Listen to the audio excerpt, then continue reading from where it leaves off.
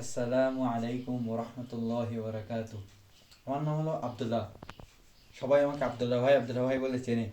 যাই হোক, আজকে একটা বড় একটা আজগবি একটা বিষয় হলো। সেটা হলো, আজকে আমি সকাল 7টার সময় বাসা থেকে ফুলতলা থেকে রওনা দিলাম পায়ে হেঁটে। বাদামতলায় শিরেমণি বাদামতলায় পৌঁছালাম নয়টার দিকে। যে কোনো মানুষ, সে যেই হোক, আস্তে আস্তে হেঁটে যদিও যায়, তবুও 2 ঘন্টা সে বাদামতলায় পৌঁছে যাবে। আমি সেরকম 2 ঘন্টা পৌঁছে গেছি। তারপরে এই যে 3টে চশমা, এটা আমার, এটা এইটা হচ্ছে 2টে মেয়ের। আমরা স্টুডেন্ট তো, এই স্কুলের পক্ষ থেকে দেশে, মানে স্কুলের পক্ষ থেকে বাদামতলায় সরকারিভাবে ফিরিয়ে নিয়ে আইছি আমি এটা। যাই হোক, এই আমার চশমা হচ্ছে মনে করেন কালো কালার। আর এই যে আমার প্রেসক্রিপশন, আবদুল্লাহ ভাই, এটা হচ্ছে আমার।